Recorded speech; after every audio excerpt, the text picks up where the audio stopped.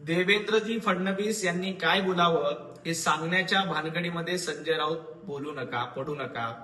जेव्हा तुम्ही छत्रपती शिवाजी महाराजांच्या वंशजांकडे पुरावे मागितले होते तेव्हा तुम्ही या इतिहासाचा अपमान केला होता, छत्रपती शिवाजी महाराजांच्या वंशजाचा अपमान केला होता. अशा पद्धतीची वक्तव्य करून मुक्ताफळ उधळून महाराष्ट्राच्या संस्कृतीचा, महाराष्ट्राचा अपमान करण्याचं पाप संजय राऊतांनी तुम्ही केलं होतं. आणि सौदेबाजीची भाषा तुम्हाला शोभत नाही, कारण तुम्ही हिंदुत्वासोबत सौदेबाजी केली आणि हिंदुत्व विकून टाकलं, हिंदुत्वाशी प्रार्थना केली, बाळासाहेबांचे विचार सोडले आणि सौदेबाजी करून तुम्ही आपला अख्खा पक्ष काँग्रेसला विकला. या सौदेबाजीमध्ये राऊतांना काय मिळालं तर राऊतांना येणारी राज्यसभेची खासदारकी मिळावी यासाठी राहुल गांधी सोबत डील करण्याचं काम, सौदेबाजी करण्याचं काम संजय राऊत तुम्ही केलंय. देवेंद्रजी फडणवीस हे हिंदुत्ववादाचे पाईक आहेत.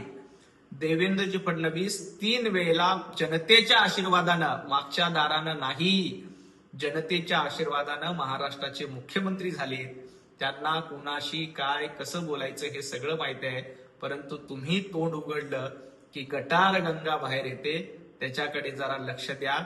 येणाऱ्या काळामध्ये मागेही जनतेनं तुम्हाला धडा शिकवलाय, येणाऱ्या काळामध्ये देखील जनता तुम्हाला धडा शिकवत राहील. उद्धवजी ठाकरे यांनी विधिमंडळात जावं असं संजय राऊतांना वाटतंय, परंतु संजय राऊत उभाटा गटाला जनतेनं नाकारलंय.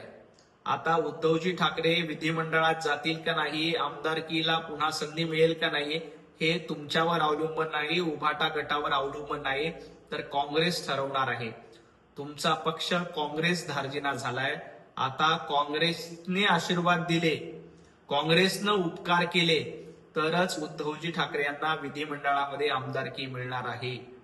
खर तर एक काळ होता ज्या वेळेला शिवसेनेचा आवाज, उभाटा गट अस्तित्वात येण्याच्या आधी शिवसेना भारतीय जनता पार्टी सोबत होती, तेव्हा तुम्हाला स्वाभिमान आणि सन्मान होता. परंतु आता तुम्ही स्वाभिमान काँग्रेसकडे गहाण ठेवलाय. आमदारकीसाठी तुम्हाला सोनिया गांधी समोर जाऊन मुजरा करावा लागणार आहे, हे संजय राऊतांनी लक्षात ठेवावं. कोण रामशास्त्री आहे, कोण कामशास्त्री आहे हे सांगण्याच्या भानगडीत संजय राऊतांनी पडू नये.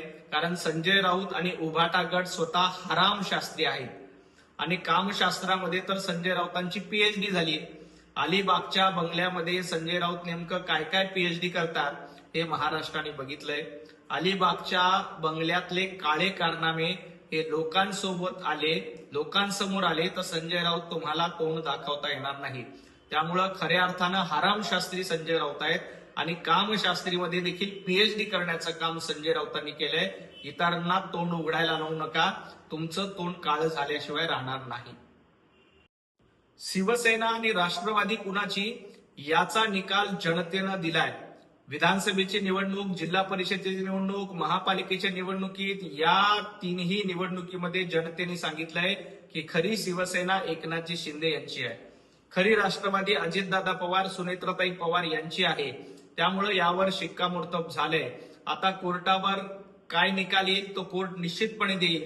परंतु संजय राऊत आणि उभाटा गटाचा हक्क आता शिवसेनेवर आणि धनुष्यबाणावर उरला नाही. कारण तुम्ही हिंदुत्वाशी गद्दारी केली, त्यामुळे जनतेनं तुम्हाला नाकारलंय.